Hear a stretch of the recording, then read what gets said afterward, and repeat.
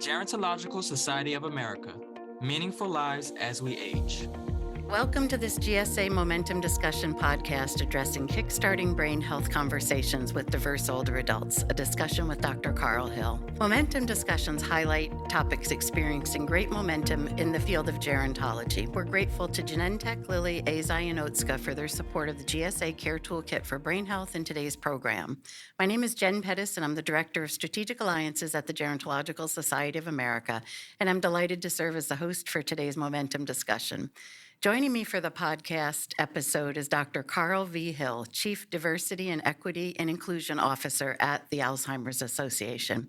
We are recording this podcast episode of our Momentum discussion in the podcast booth at GSA 2023 in Tampa, Florida. Dr. Hill, thanks so much for taking time out of your busy schedule to join us here in Tampa and to join me for this podcast. Oh, thank you so much, Jen, for having me. I'm excited about today's discussion and conversation. Thank you. Thanks so much. Well, Dr. Hill, with its 2021 Alzheimer's Disease Facts and Figures resource, the association issued a special report examining race, ethnicity, and Alzheimer's in America. Before we delve into that report just a bit, can you share information about how the teams actually collected the data to inform the report? Oh, yeah, excellent question. And, when we think about 2021, there was so much discussion and, civil, unrest, around inequity and discrimination in this country. And so, big kudos to the Alzheimer's Association leadership, Harry Johns and Dr. Joanne Pike and our Chief Science Officer, Dr. Maria Carrillo, really championed an opportunity for us to, understand a bit more about the influence of race, ethnicity on, Alzheimer's in the United States. And so this data, really is a product of, people wanting to take an inclusive and equitable approach to what we know about Alzheimer's and other dementia. And so, the survey, two separate surveys, one of U.S. adults and one of caregivers. And so the first one was a survey of almost 2,500 U.S. adults 18 and older.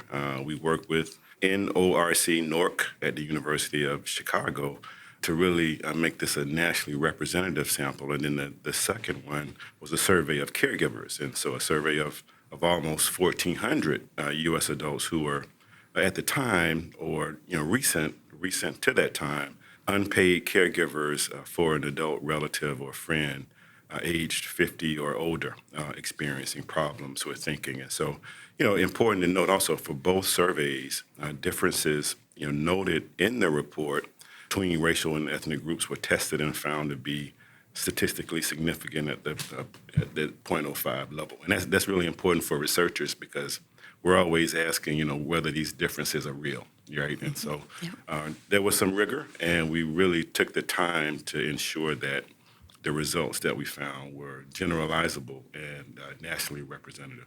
Great. And so what did the association find with the disparities, particularly gender, racial, and ethnic disparities in Alzheimer's in prevalence? And also what factors may be driving those did the Alzheimer's Association discover? Well, the Alzheimer's Association Facts and Figures annual report, was one of the first publications to note a disparity in Alzheimer's, with Black African Americans being 2 times more likely than older whites to be diagnosed, and Hispanic Latino Americans being 1.5 times more likely. And so, during my time at the National Institute on Aging, that was always a great resource for the ways that we were able to think about many of the pathways and the determinants and factors that create and sustain this particular disparity. For this special report, for this landmark special report, I'll say it again because, this was the first report to outline data on race, ethnicity, and Alzheimer's in America. So it was a landmark report. And, we found some really interesting results. First, people of diverse backgrounds or people of color warrant healthcare professionals who understand their unique experiences and backgrounds. But, many doubt that they would have access to culturally competent providers. And that's really important in this era of treatment. Specifically, a overwhelmingly majority of, non-white Americans in this report say that it's important for Alzheimer's and dementia care providers to understand their ethnic or racial background and experiences. And this included Native Americans, Black African Americans, Hispanic Latinos, and Asian Americans. But fewer than half of Black African Americans and Native Americans felt confident that there would be access to providers who were culturally competent. And so this is really, really intriguing. And then another finding that I thought, and really, is a call to action is that Black African Americans lack trust in research clinical trials. And half of the respondents in this special report doubt that advances in Alzheimer's treatments would be shared equally, right? And so, again, I just think, this data certainly is an opportunity for researchers who are listening to take a look at that special report and craft additional studies to delve a bit deeper into some of these differences, disparities, and opportunities to understand, we might call minority health, right? And then there's, real opportunity for those of us that are working in equity in communities to take this information and to address stigma, to give people resources, to give them confidence in accessing treatments, to give them confidence in knowing that they do belong in the healthcare setting. And then fourth, certainly, is providing some education and awareness to providers, which I think is a real opportunity for all of us working in this field. Let's talk about that a bit more, Carl. When you consider the critical first step of a provider having a brain health conversation with an individual, what steps can they take right now to help increase their cultural competence in order to kickstart those conversations? And what resources does the association have that can support them? I tell you, Jen, there are so many resources that the Alzheimer's Association has on its website, alz.org, for clinicians, for effective communication, as a caregiver, as a clinician. There's work that we're doing in that space from a national perspective, but I tend to think that much of this work is local. And being sure that, as a provider, as a researcher, as anyone working in this space, that we remain connected to community, right? And so what gives me excitement every day about, continuing to lead the Alzheimer's Association's diversity, equity, and inclusion efforts is our infrastructure across the country and communities with 75 chapters, looking to partner with national organizations that have a footprint in many of these communities that advocate for many populations in these communities. And so, being connected in these communities is so important. So if I had a chance to talk to many clinicians, it would certainly, be to engage the latest, culturally competent, and maybe not just competence, but being sure that, they're approaching their patient population with humility, listening, because one of the top reasons that we found in the 2021 special report for this, lack of belonging, this belief that clinicians were not providing culturally competent care was because these patients felt like they weren't being heard, right? So listening is humility, having the humility to take the time to make sure that people are being heard. That's most important. But then knowing how to do that, I think, really links into community, being involved with our chapters across the country, because our chapters are looking to partner with local organizations that represent community, and that may not always be a health-related organization. It could be the YMCA or a fraternity or sorority or, a civic organization that, is really popular in communities. But, taking the time to engage and listen at a community level, I think could have some real benefits to how these clinicians, dementia care specialists, neurologists, geriatricians engage with their patient population in a broader sense. Great. So my local chapter is a great example of that. I'm in upstate New York, so we have the capital city of Albany, and we go all the way to the Canadian border. So we have very rural places as well. So we focus on rural populations. We focus on Native Americans that live in a closer community. We have some Amish population. And so really the person who works in our chapter has really began to become embedded in those communities to really support them and bring culturally appropriate treats and really learn from them what their needs are and to meet those needs. So I can't say enough about that, the power of that local connection. So. That's right, Jen.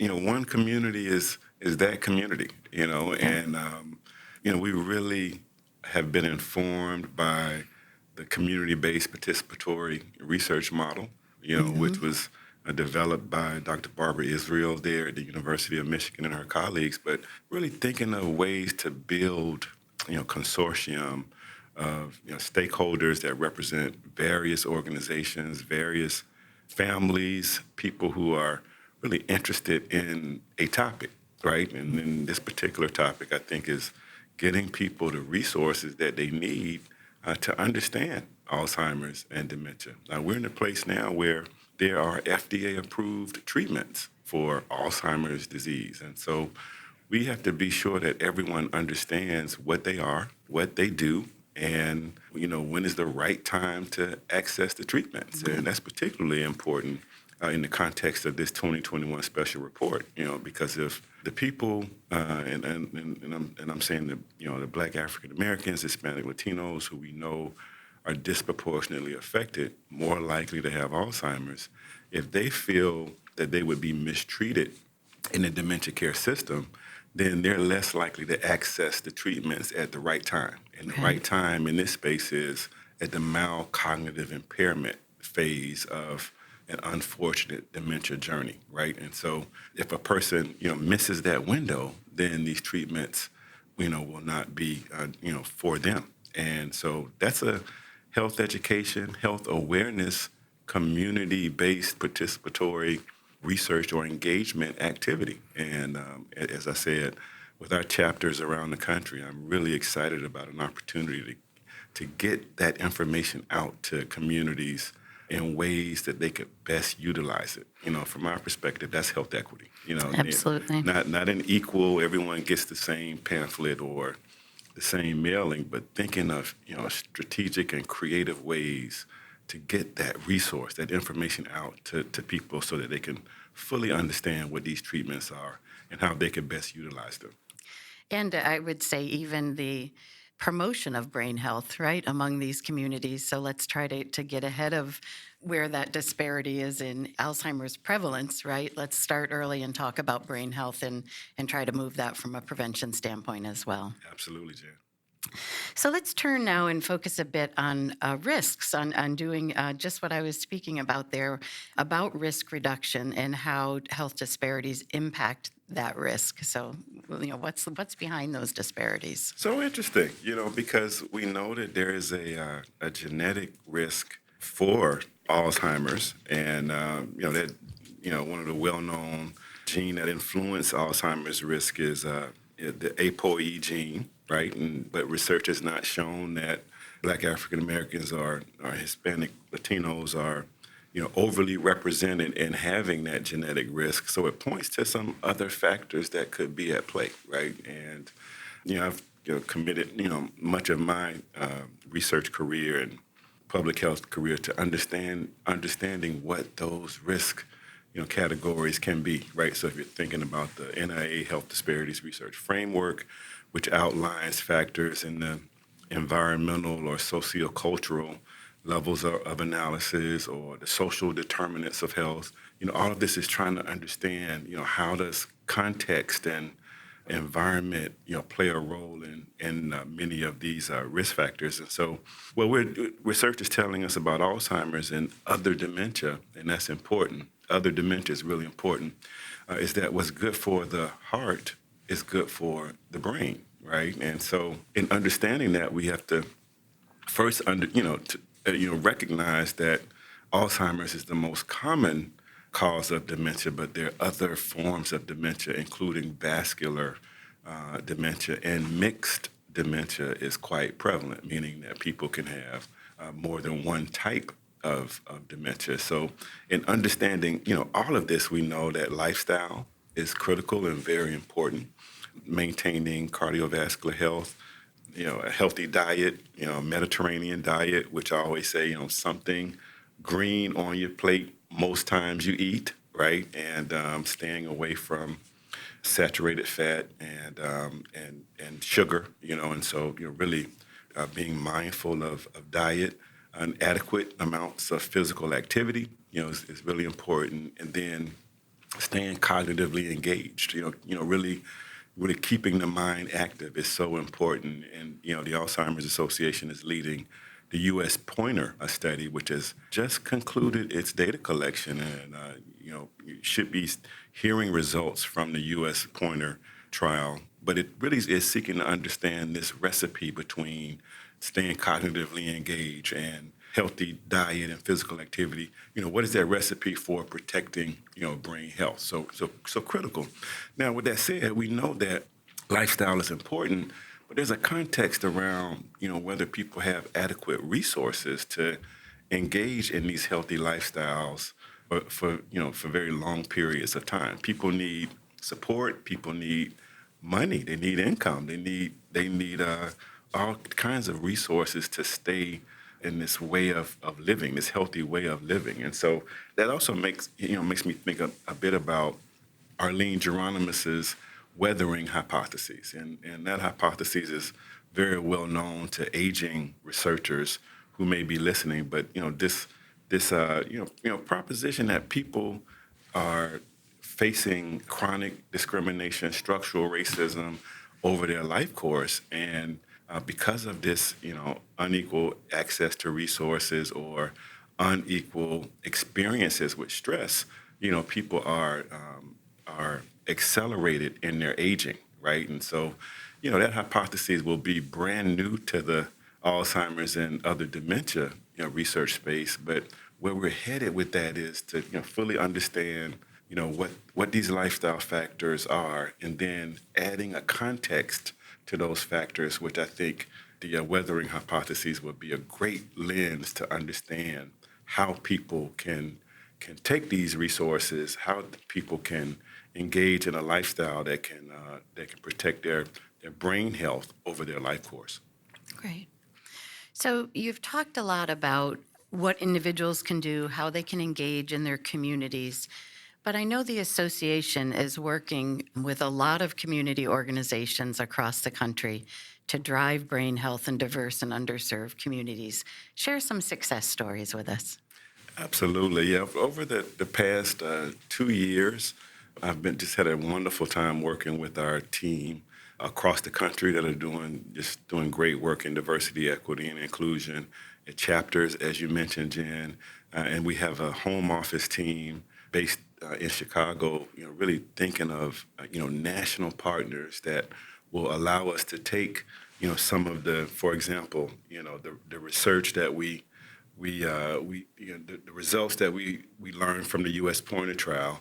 How do we translate that into information that people can use in communities, right? And so our best way of thinking of getting those resources to communities is through partnership, working with organizations. And so, one strategic partnership has been with Garrett Davis Productions, where we all, sat around a table just like this one and thought of a stage play that would help us get information into communities in an equitable way. In this case, in Black African American communities, information about the Alzheimer's Association, about the disparity that exists in Alzheimer's, the resources that we provide, the importance of participating in a clinical trial or the experience of being a caregiver, all of this coming together in an edutainment format is what we call it, which is certainly education, but it's entertaining.